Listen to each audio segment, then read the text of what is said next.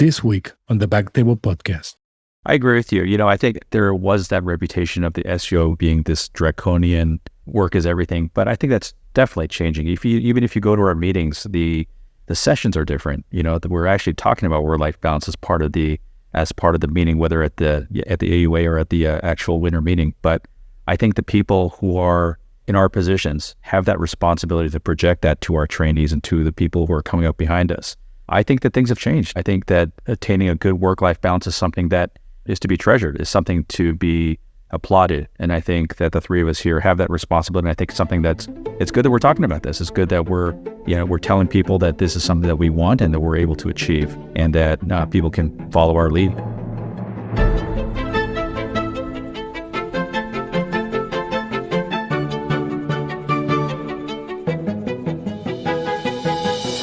Hello, everyone, and welcome back to the BackTable podcast, your source of all things urology.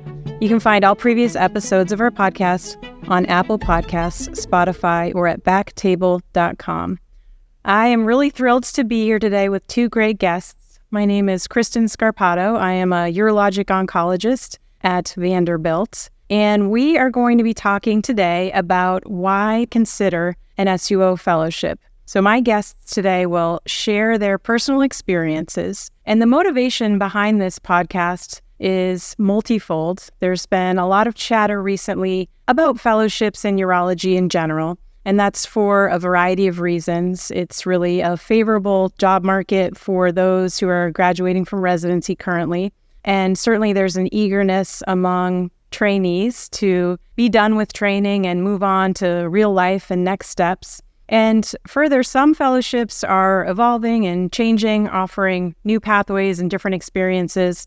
And we thought this would be a great time to highlight our experiences with an SUO fellowship and the different and varied career paths that we have pursued. So first, let me introduce my excellent guests and friends.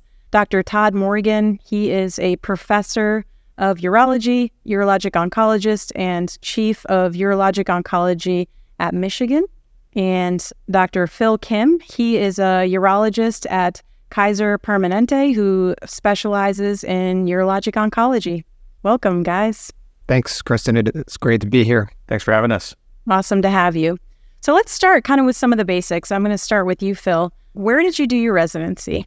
I did my residency at USC 2005 through 2011. Don Skinner was my chief for the first 4 years of my residency, and then Indy Gill. So two opposite sides of the spectrum for my last 2 years. That's where I kind of got my first intro into urologic oncology, training under Skinner and Stein, Dr. John Stein, who passed during my fourth year, and then continued that work with the guys who came over from the Cleveland Clinic with Dr. Gill. So that's my beginnings in urologic oncology. Do you remember at what point in your training you had your aha moment, you wanted to be a urologic oncologist? Yeah, during those long nights at County Hospital in Los Angeles, taking care of patients. The funny story is that I realized I didn't like general urology. I didn't like doing TURPs. That TURP smell made me physically sick. I didn't like doing stones. All that back and forth gave me motion sickness, and they were just difficult cases. I just didn't like it. And at the same time, I realized that, some of my academic interests in college, being a bio major and studying biochemistry, I think that I really actually admitted that I liked learning all that stuff. And I liked looking at pathways. I'm looking at pictures of signal transduction, all that kind of stuff that I actually kind of afraid to admit that I liked. I actually decided that I enjoyed it. During my research year, I joined one of the research labs looking at bladder cancer signal transduction pathways. And therein was born my interest in urologic oncology. I also just like doing those big cases. I like scrubbing in and being asked to do this part of the case, that part of the case. I really just like the way that John Stein, Isla Skinner, Don Skinner talked about cancer and talked about cancer patients. And so that was my aha moment, my separation from general urology over towards really enjoying the process of urologic oncology. Yeah, great. A lot of great role models you just named, kind of giants in the field of urology and urologic oncology. And I think certainly for many of us, as we move through residency and gain more exposure to those bigger cases and an understanding of the disease processes and multidisciplinary care, we get kind of drawn towards urologic oncology. Todd, where'd you do your residency? Yeah, I was also a West Coaster. I was up in the Northwest, University of Washington. Great residency program. Nice. And did you always know you wanted to be a urologic oncologist? You were that third grader who was like... Yeah, I was. I mean, I didn't even know what urology was until I was well into med school. But I did kind of have an early draw towards cancer care. I was really starting from early high school. I started volunteering in the summers at a camp called Camp Good Times, one of those camps for kids with cancer and their siblings. And that had a huge impact on me. And I kind of carried that with me throughout med school, throughout residency. And it was probably the middle of residency or so that I was really drawn to urologic oncology. And similar to Phil, a lot of it had to do with mentorship and the role models. I think back on Paul Lang, another kind of just giant thought leader, really an inspiring individual who's, as much as anything, passionate about the field of urologic oncology. And that drew me in. Dan Lin, still a great mentor for me. Bob Basella, a researcher who's run a successful lab there for many years. And a lot of the draw also was just the kind of the expertise that everybody had. And then I was so jealous of, and hearing the conversations and a lot was the conversations between disciplines. So hearing the pathologists, the radiologists, and the radiation oncologists, the medical oncologists, and being at some just weekly meetings that had everybody involved. And again, the passion and the really thoughtful discussions and arguments, those all drew me in. And I wanted to be part of that. Yeah, great. For me, I was a resident at the University of Connecticut, and my chairman was Dr. Peter Albertson, Hopkins-trained urologic oncologist who ran the most exciting and impassioned journal club I still have ever been to this day. And I had interest based initially on those journal clubs, which were so fun because he did so much on the history of urologic oncology, who was writing the papers, why were they writing them, and the kind of drama and backstories related to everything, which was really fun to hear. But my aha moment came actually when I went to that basic sciences course that is not called that anymore, but used to be in Charlottesville. And as a third year urologist, I went and I remember sitting through those lectures, and that was the first time I ever heard Dr. Marston Lenahan's talk on RCC and the history there. And my mind was completely blown. I thought that was so cool. But what I really loved is that afterwards, I said, "Hey, do you have some time to talk?" And he sat down and talked with me and was very enthusiastic about my interest in urologic oncology. And then, like 3 months later, out of the blue, he sent me an email. Just, "Hey, Kristen, are you still thinking about urologic oncology? I think you'd be great following up on our conversation." No idea how he got my email address, but the thought that he remembered me, I had that interest, I had great mentors. I was like, this field is filled with wonderful people who really care about what they do and care about those who are involved. So I think we all have some kind of similarities there, but you decided, Phil, to go on to fellowship. So where'd you go?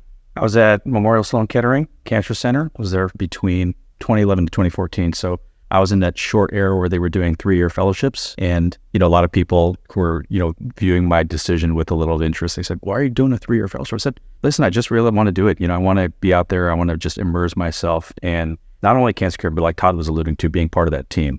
When we did our interviews, it wasn't meeting just with the urologic department. We met with the oncologists and other trainees too. And so I think that really attracted me to a place like Sloan Kettering. I think for me, I wanted to go to a place where I could expand upon my experience in oncology already. At USC, we were known at the time to be a really big, heavy, big open program where the residents got a lot of training, hands-on experience, both at the county, on the county side, and also at the cancer center. I felt like I was a pretty good surgeon for my level of training. So I didn't necessarily want to go somewhere where I needed to do a lot of cases. I think at the time, Sloan Kettering had this reputation of, you may not get as much surgical experience as you may want.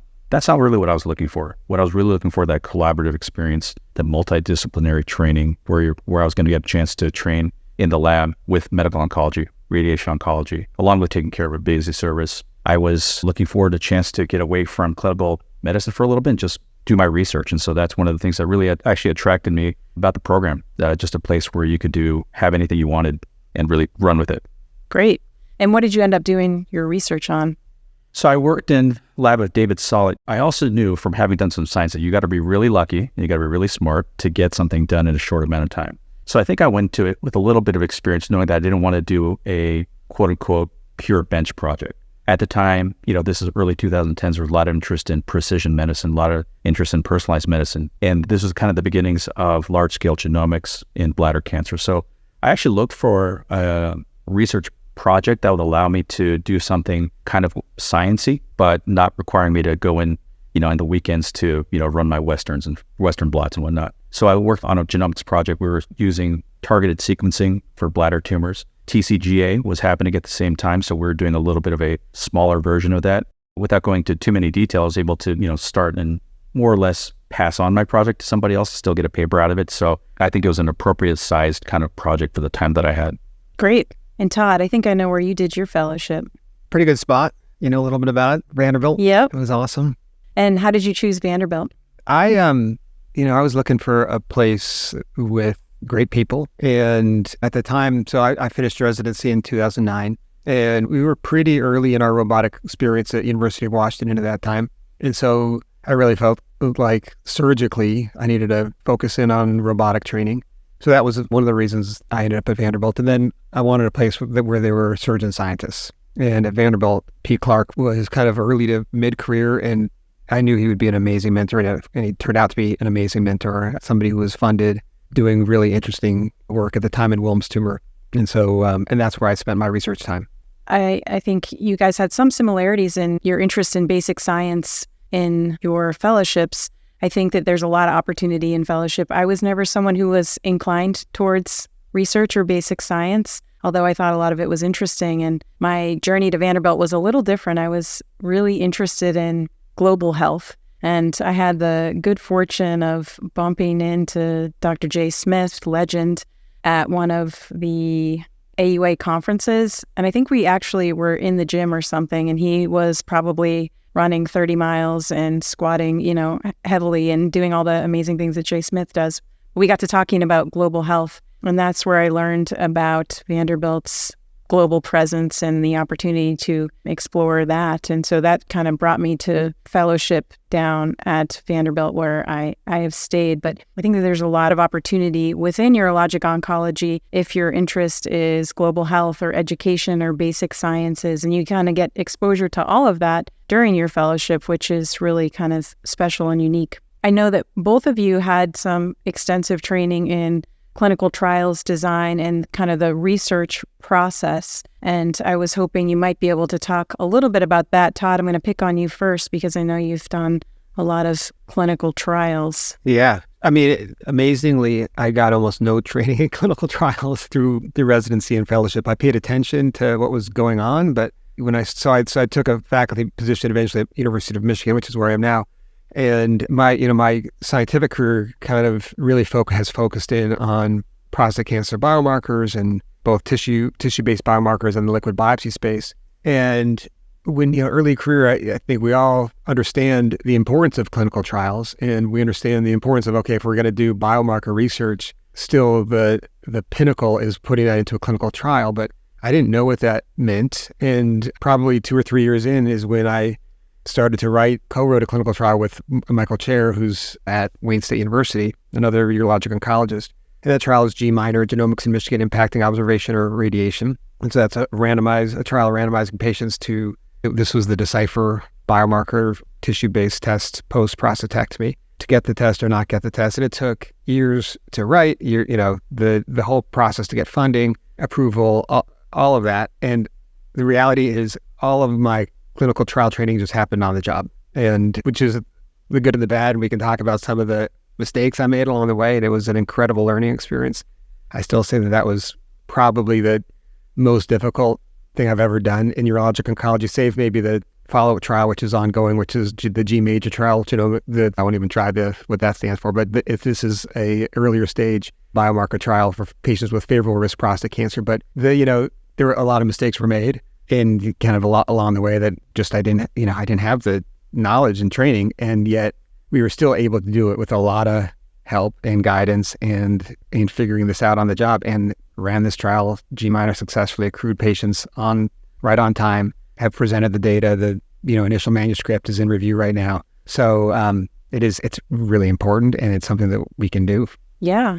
Oh, that's great. So with that knowledge, do you now collaborate with your fellows and provide any sort of guidance and training in clinical trials, given your own, I hate to say trials and tribulations, but I'm going to say it. I said it. I dropped it. Nice. Well played. So totally. I think a lot of the lesson for me was we can do this, and yet, man, there are a lot of resources out there that help all of us in medicine learn how to conduct clinical trials. And so I have a lot of knowledge from experience, and we meet and talk about that and pass that on. And I've definitely helped mentees write their own trials, and we prioritize it, right? And so so many of our trainees are committed and interested in becoming leaders in clinical trials, and yet we don't always have the resources to train them. And so the SUO has made a huge push in that direction, and it's incredibly necessary because it's so important. And again, we can leverage coursework like at University of Michigan. We can leverage national coursework and workshops to help make sure that everybody's trained.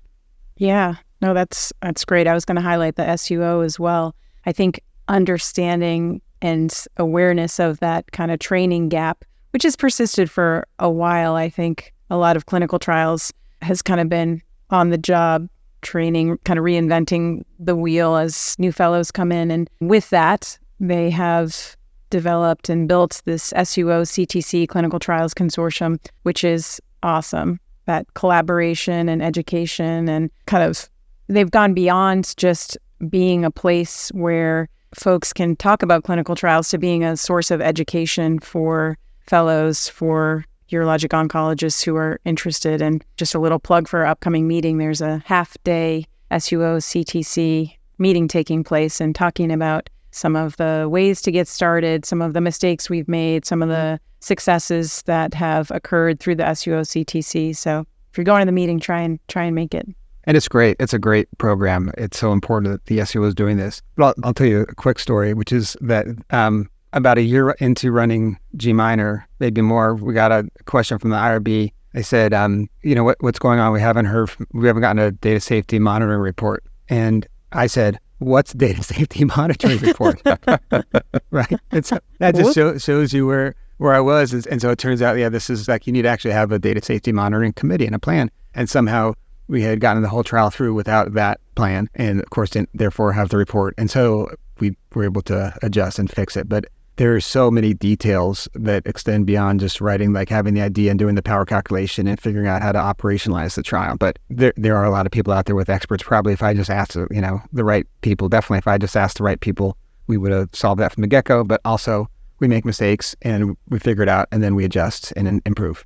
Yeah. So Phil, now I have a two-part question for you. First, you are at Kaiser, and I understand that's your first job out of fellowship, correct? That's correct. Okay. And so the first part pertains to that. How did you make that decision? What was the motivation? Did you struggle with choosing that versus, an academic, quote unquote, practice? Talk us through how you chose to join Kaiser. All right, we're going to do some real life talk now. So I went to New York City with dreams of academia. I was going to be that guy. Went to New York with my 16-month-old. We left when she was 4. Had my second kid when I was in New York. And I think that just life, I think my priorities changed a little bit. I realized that I personally didn't feel like I could do all of the things I wanted to do professionally. And remember, we're the kind of people that really achieve, we're high achievers. We get to the point because we have been able to do a lot of things we wanted to do. I didn't feel like I could do everything that I wanted to professionally and also do everything that I wanted to do personally, as a dad, as a part of a family, as a friend, and I think I just kind of ran through this all throughout my time in fellowship. What am I going to do? What am I going to do with this? Long story short, I just realized that I may not want to do, I think things like geography and family took more of a higher place on that priority list and looking for a job out of fellowship. And so I started, hey, let's focus on family. Let's try to find something on the West Coast where my parents are, the rest of my wife's family was. And this is also, early 2010s, a lot of the public universities weren't hiring, coming out of the, still reeling from the effects of the academic downturn in 2008, 2009. I interviewed for this job at Kaiser pretty much almost on a whim. I had friends in the Kaiser system from my time in Los Angeles saying, hey, they're looking for somebody to do oncology in San Diego. Never thought about living in San Diego.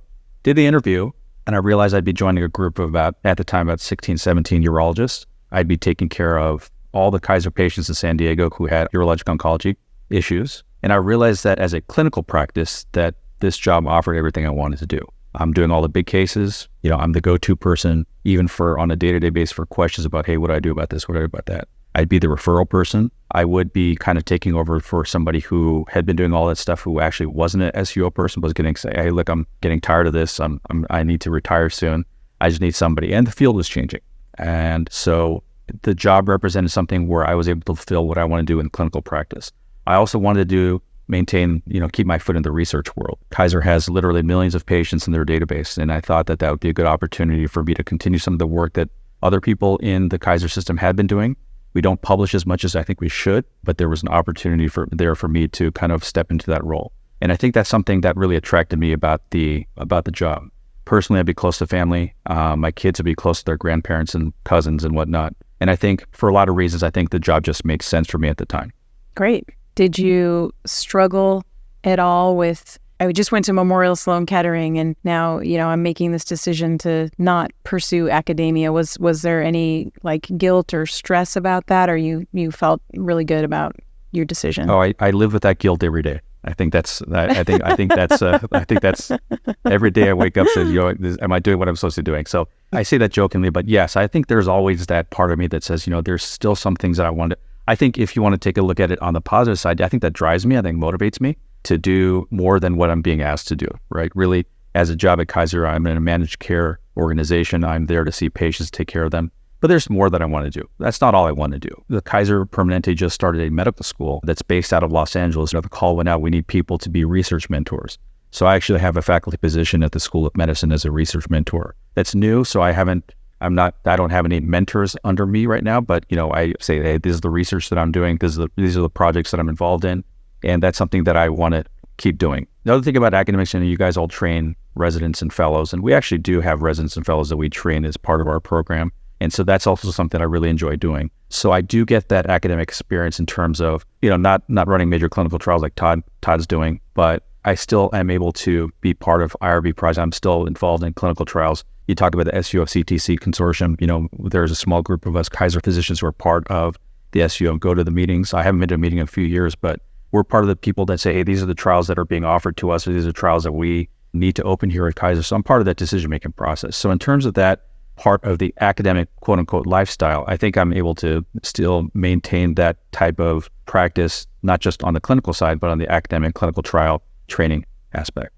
That's awesome. I mean, it sounds like you have a very meaningful career with a happy personal and family life. So it kind of sounds to me like you made a great decision, that was right for you. I when I was asking you about the guilt aspect of things, I didn't actually think that would play into it. I mean, you have a lot of opportunity where you are, and it sounds like you have a busy clinical practice doing what it is you want to do, and are able to participate in multidisciplinary collaboration. And now you have a faculty appointment, which is great. And the personal aspect of your family life obviously is critical to happiness. Oh, absolutely. We're a big organization. Just in San Diego, there are roughly 3 million people in greater San Diego, and Kaiser has about 20% of the market. So we're taking care of 700,000 people here at San Diego locally as part of the Southern California, regional GU oncology, steering committee. That's 3 million patients.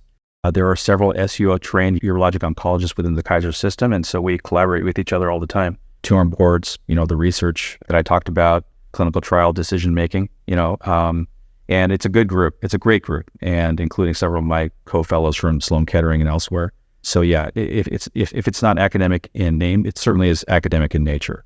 It's so good for the trainees listening to this to hear your experiences, Phil.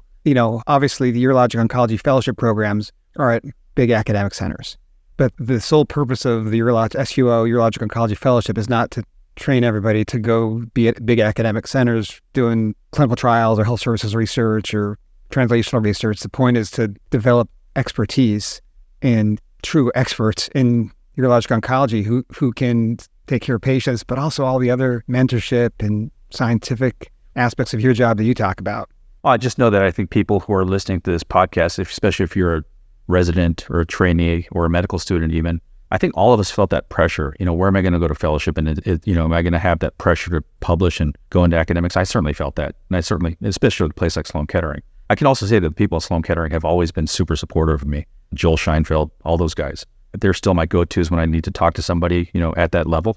I still feel very connected to my fellowship. I still feel very connected to the SUO. And I don't think that my place where I'm at changes that at all. It doesn't change anything I feel about my training. It doesn't change anything about what I learned about my training. And I still apply everything that I learned in training every day in my practice.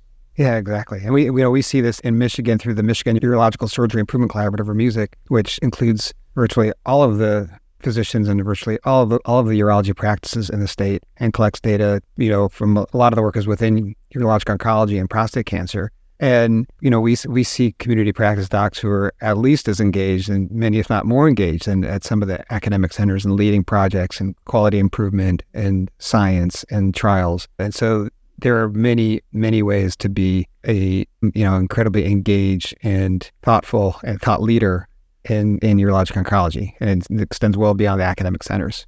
Yeah, absolutely. And your training at an SUO fellowship sets you up to do any of those things, whether you choose to go into academia or not. The goal is to be able to take the best care of our oncologic patients. And that, I think, incorporates not only the robust surgical training that we all get in our SUO fellowships, but also an understanding of the disease processes, which is critical to taking care of those patients. You might be, for instance, really well trained in robotic surgery, right? And you have patients come to see you as a robotic prostatectomy surgeon. And then someone says, oh, hey, this is a cancer doctor. And your next patient comes in with high-grade T1. And if you didn't have that training, you're probably not going to be well set up to manage the complex high-grade T1 space for your patient. And so having that training in all of the disease processes, I think, is really important for patient care, to optimize patient care for oncology patients. And then, as you said, the mentorship aspect of things is, I think, critical. It really is such a wonderful community. And then I want to go back for a second just to the research, because I feel like research is like such a sticking point, and not everyone is inclined to pursue research. I think it's important for trainees to understand the process, but many, myself included, aren't interested in robust research, right? It's not kind of what gets us out of bed in the morning.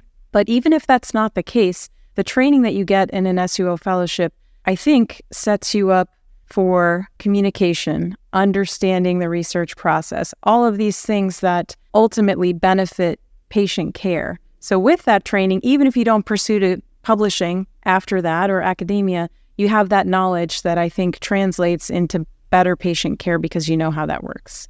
Absolutely. I mean, you said it best. The experience of being in an SUO fellowship in a place where you are working in a collaborative environment day in, day out, that translates, that doesn't end, and the way you learn to talk about cancer with other colleagues, that's something that just evolves and grows no matter where you end up doing your practice. Absolutely.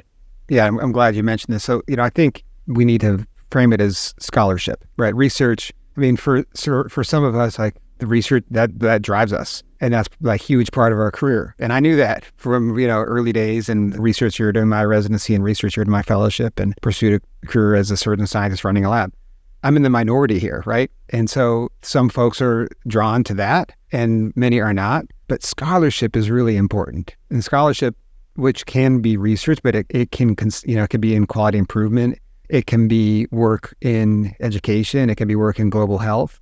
That scholarship is part of being an expert. It's part of being a well-rounded urologic oncologist who takes outstanding care of their patients and who pushes the field forward, right? At some level, we all, especially fellowship-trained urologic oncologists, we have a duty to push the field forward, to impact the culture of our field. All of us do. And I think we do that best if we're doing something beyond taking care of our patients, which, of course, is the most important thing that we do. Yeah, I 110% agree with that. Question. I'm going to switch gears. There's a lot of focus these days in general on well-being, wellness, work-life balance.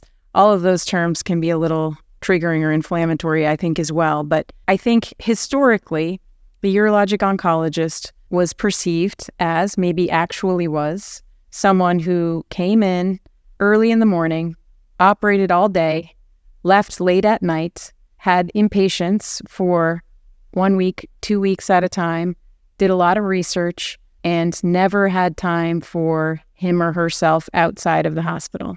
Is that either of your lives? And do you think that is currently what SUO trained fellows' existence is?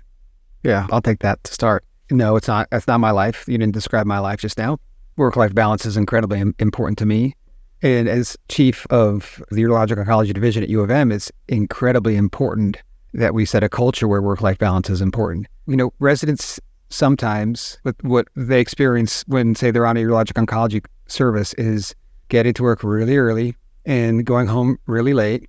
And that is because many of us do have, say, a late OR day. And when you're on a urologic oncology service, everybody's late day is your late day. That's residency training, right? So residency is hard, but it sometimes gives the impression that urologic oncologists are just always like pedal to the metal, don't get out much, don't see their family. And so, so for me, I'm home for dinner most days of the week. I help drive my kids to school, or drop them off at the bus early a couple of days of the week.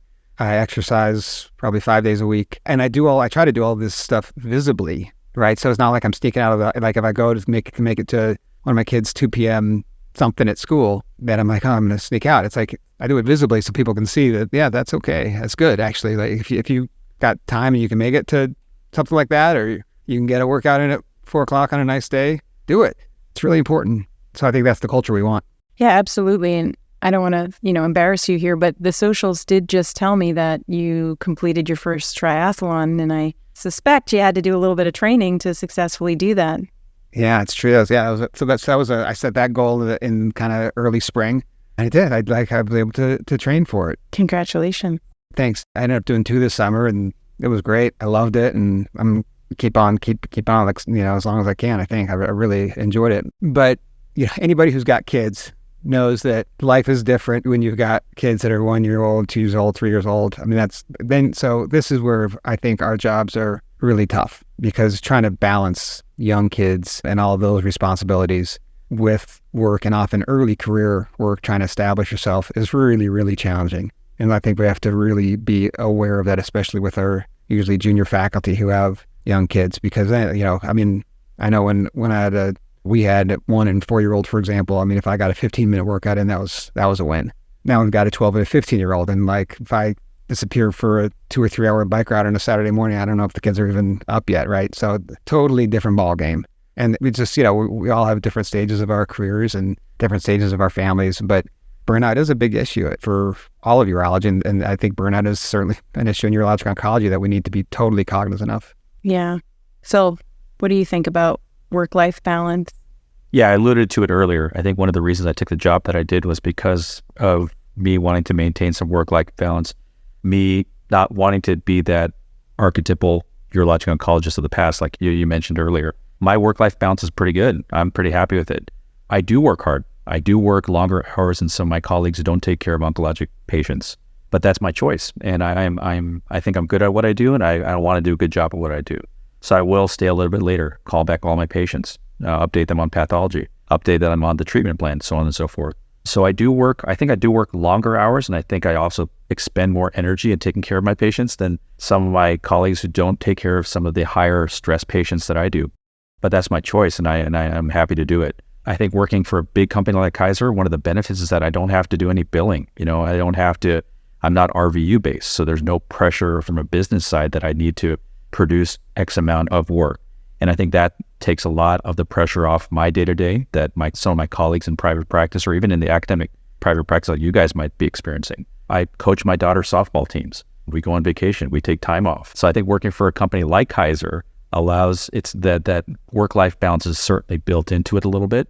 And I think I like you said, this is my first job out of fellowship, and I've been here just about 9 years. And I think that they're doing a lot of things right by us. And so ironically, I can't just pop out at 2 o'clock because I'm not my own boss. Kaiser tells me I have to see patients from, 1 o'clock in the afternoon to, whatever, 4:30, 5 o'clock in the afternoon. So I can't just cut out sometimes like I would like to, but certainly with some planning, I certainly am able to do all the things I want to do outside of work. Great. Yeah. And I feel as a woman in urologic oncology that I've been fortunate to be in a supportive environment the whole time. I, like many women in medicine, kind of a late bloomer with getting married and having kids. And I had my first child as a second-year fellow and my second child as a first-year faculty. And gosh, those were some tough times, right? Trying to start a practice, build a practice with 2 kids under 2, doing big cases, trying to advance my career, trying to still be involved in publishing and scholarship, trying to be a mom. And if I hadn't been in a community that was as supportive as it was, I would have, I don't know what I would have done. It's hard to say, but that was a challenging time. And I had colleagues who all understood the importance of family and allowed me to kind of work through that transition. And now I still am kind of in that place, and my kids are young. They're 6 and 7, but trying to make it to their school events, trying to make it to their games. And I am able to do that. And sometimes that's at the expense of time later on in the day where, they go to bed and I'm charting or I'm writing or I'm doing something education related.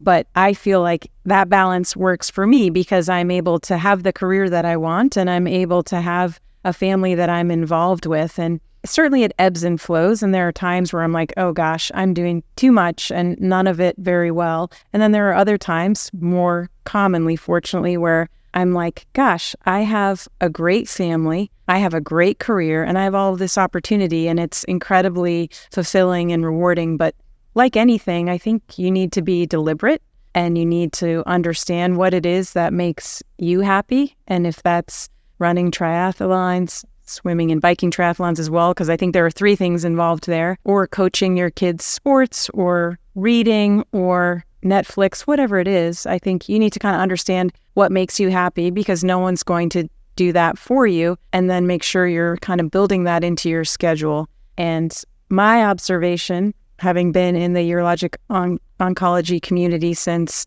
I guess, 2014, is that we do a pretty good job of that.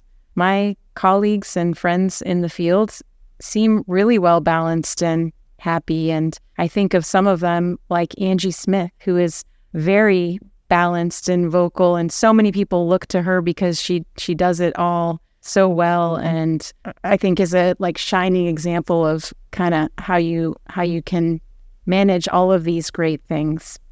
I agree with you. I think there was that reputation of the SUO being this draconian work is everything, but I think that's definitely changing. Even if you go to our meetings, the sessions are different. We're actually talking about work-life balance as part of the meeting, whether at the AUA or at the actual winter meeting. But I think the people who are in our positions have that responsibility to project that to our trainees and to the people who are coming up behind us. I think that things have changed. I think that attaining a good work-life balance is something that is to be treasured, is something to be applauded. And I think that the 3 of us here have that responsibility. And I think something it's good that we're talking about this. It's good that we're telling people that this is something that we want and that we're able to achieve, and that people can follow our lead. Yeah, and speaking of the socials, I mean, my favorite social media is Strava, which is the workout exercise social media. Just that, the community of the urologic oncologists, I mean, who are on Strava and getting their morning workouts in before going to work. You mentioned Angie Smith, who's like such a motivator for me, like Angie and Ben Davies and Josh Meeks. So, all these colleagues of ours, where they're getting their morning workouts in and then going and operating, seeing patients, doing research, and that's super motivating to me. When I'm my alarm goes off at 5 or whatever, I'm like, okay, let's gotta go. Oh, Angie's working out, let's go.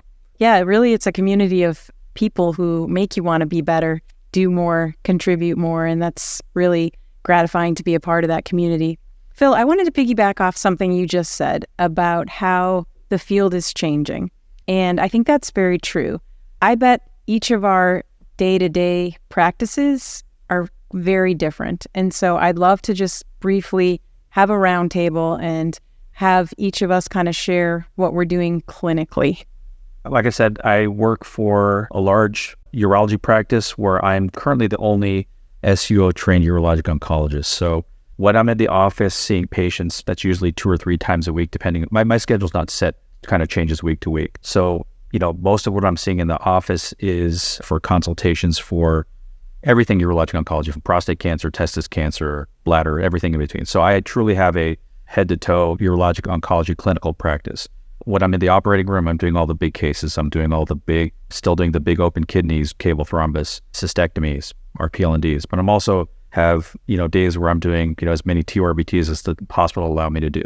So I've got, a classic head-to-toe, head-to-tail urologic oncology clinical practice. When I'm not doing clinical practice, I do have time built in for academic, whether it's research, writing, collaborative groups, that kind of thing. I also train residents, so we don't have our own residents, but the Naval Medical Center San Diego residents do spend a significant portion of their residency with us.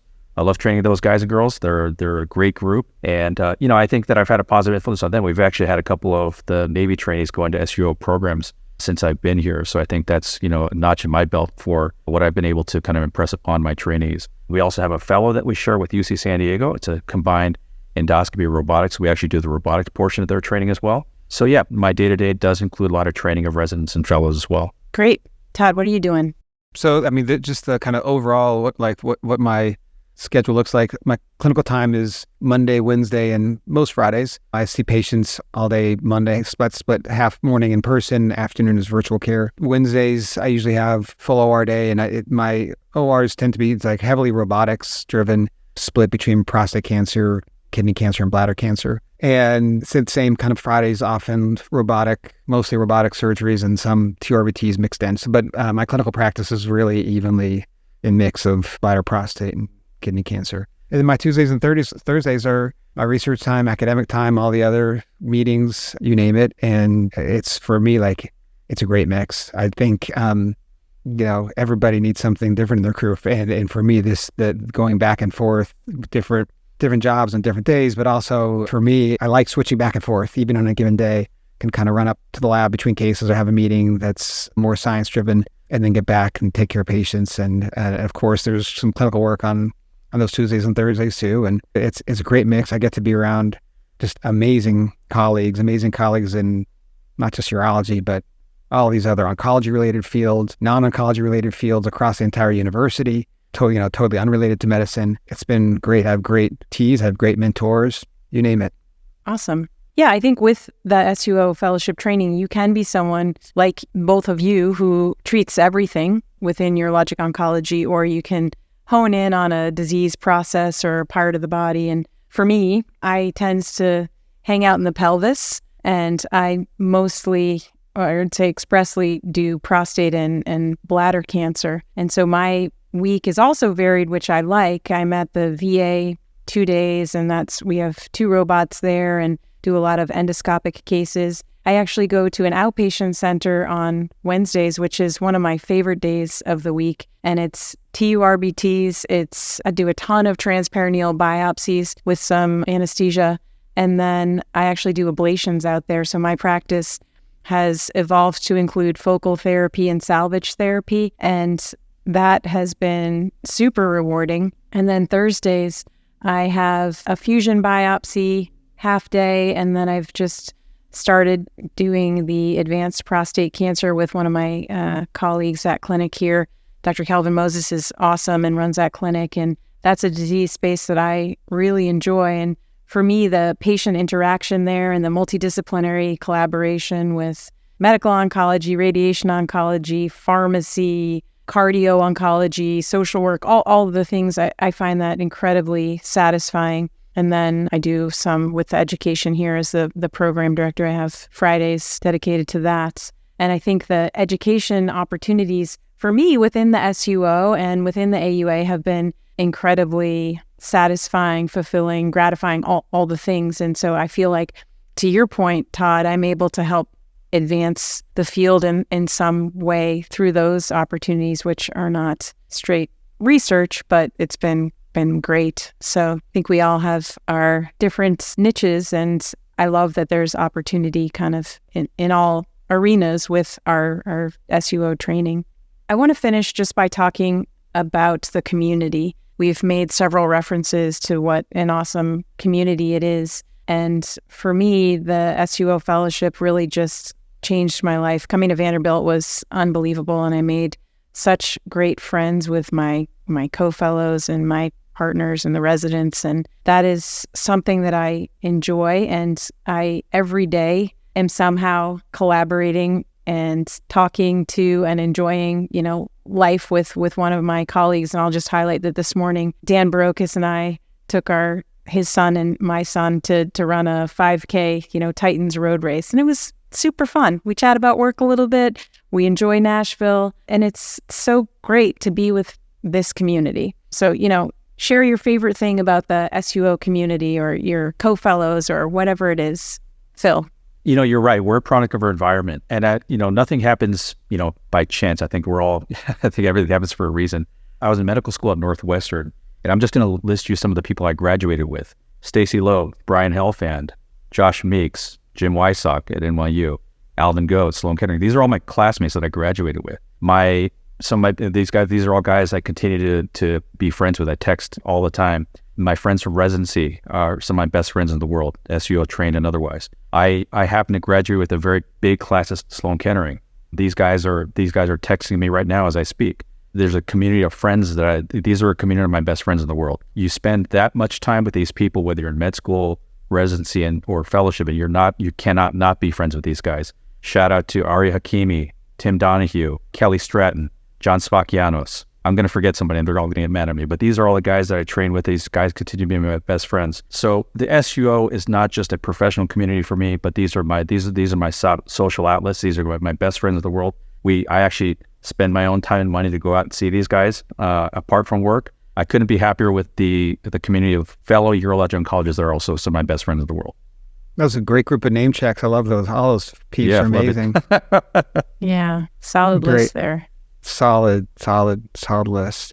Same thing for me. The number of different text strings I'm on with varied groups of urologic oncologists is more than I could count on two hands. And right, they're not just friends, but it's really important to have these groups when we have complications. It just ties back into the burnout issue. For me, the number one times that I felt the most burnout is when one of my patients has had a bad complication. And that's when you have to rally the troops. And the troops are usually, in addition to your own family, the troops are the urologic oncology colleagues. And at Uro Center, at other centers, one of my closest friends since med school is Alex Kudikoff, who's chair of urology at Fox Chase in Philadelphia. And it's like just first person I call. And those moments are so important to help keep me sane, help keep me on track, to help me think through difficult problems. Or my chair here at U of M, Ganesh Palpatu, incredibly like close friend and,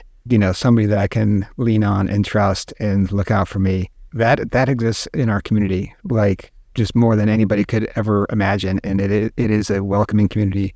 I think the kind of the COVID impact in maybe trainees not seeing that community has been real. And if there has been any loss of kind of downtrend for a couple of years of interest in urologic oncology, I think part of it is due to people not seeing that community because it's been hidden for a few years. Yeah, that's a really good point. The world is so different post-COVID, and part of that is separation of everyone, whether it's at your own institution, we're kind of siloed into our different kind of remote locations, or we're having grand rounds virtually or whatever. And then nationally, whether it's, we're not able to travel to meetings, or there's limitations on travel to meetings and you don't get to see that experience, or you're interviewing virtually for fellowships. You just don't get that same feel and same sense of community. So if we can leave our listeners with a couple of takeaways, if you could each highlight one or two things that you think really set SUO fellowship training apart from others, or reasons why trainees today should consider an SUO fellowship, what do you think those takeaways would be? So for me, I would quote one of my earliest and most important mentors, Paul Lang. And Paul Lang was passionate, still is passionate about the field of urologic oncology. One of somebody with the highest level of just curiosity about the state of the world and state of cancer care can be as anybody I've ever interacted with. And something that he has always hammered home to me since probably I was a visiting sub-I there is the danger of us becoming proceduralists. Not that surgical care isn't a big part of what we do, but us becoming solely proceduralist, he used to refer to this as becoming a dancing bear. I say used to, but I'm sure he still does, because there's so much more to being a urologist and becoming a urologic oncologist than the procedures that we do. And that's what the SUO is all about. And that's why a year to focus on scholarship is so important, because we need to be more than dancing bears. We need to be more than a robotic prostatectomist. We need to take care of patients with prostate cancer. We need to take care of patients with kidney cancer, patients with bladder cancer. And that's what the SUO fellowship sets trainees up for. That's great. He sounds like a very wise man. Big time. So what do you got? I'm going to echo pretty much what Todd said. It's not just learning how to do a certain procedure. If you are interested in learning how to take care of the entire patient, if you're interested in learning how to take care of patients in a collaborative manner, it's not just what we do in the operating room or in the office. It's making the appropriate referrals. It's being able to talk to an oncologist or a radiation oncologist, an internist about the treatment plan. If you want to be surrounded by excellent people who are passionate about what they do, I think I speak for all of us in knowing that I think it really helps to be in a community of people who are like-minded, to be in a community of people who really want the best for themselves, their patients, and for their colleagues. The SUO provides that, okay? A lot of it, of course, a lot of it has to do with what you're motivated to do and what you're gonna set out to do. But if you want to be in the right environment where people are going to set you up to have the career that you want to have, the SUO is a great place to do that. And so if you have any interest at all, I would encourage our listeners, especially if you're a resident or a medical student, and some kind of trainee, reach out to people like us. We're always willing to talk about this. We're just did this podcast where we're talking about our experiences. So there are a lot of us who are out there who are willing to lend their own experience and talk about how the SUO was good or bad for us, but mostly good. Yeah. And I'll just piggyback off of that and say opportunity. So with your training, you have the opportunity to go on and be a busy surgeon, or go on and specialize in advanced prostate cancer, or go on and actually do health policy or, clinical trials and industry. There's so much that you can do with the training that you receive with your SUO fellowship. And once you have that training, you can tailor your career to look like what you want. And it may take some time to get there, but you'll have the background and the foundation to take it to a place that you want to go to in a supportive community. And all of that, I think, translates into ultimately career satisfaction, which in many fields today seems to be kind of elusive. And I am just so grateful for my own training in this community, and I feel energized to be a part of it. And so totally agree. If anyone has any questions, thoughts, follow-up, all of us would be more than happy to talk to you about SUO fellowships and how they can help you in your next steps if that's what you're inclined to do. So I really want to thank Phil and Todd for their time and honesty and expertise today, and really appreciate BackTable Urology for allowing us to talk about this important topic. Thank you, Phil. Thank you, Todd. Thank you. Thanks for focusing on this. Thanks, Kristen.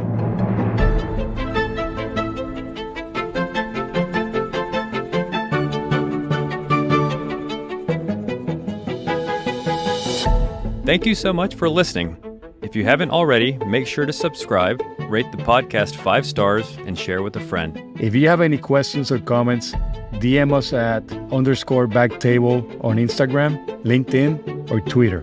BackTable is hosted by Aditya Bagrodia and Jose Silva. Our audio team is led by Kieran Gannon, with support from Josh McWhirter, Aaron Bowles, Nick Shellcross, and Ness Smith-Savadoff. Design and digital marketing led by Brian Schmitz, with support from Devante Delbrun. Social media and PR by G. Ding. Administrative support provided by Jamila Kennebrew. Thanks again for listening, and see you next week.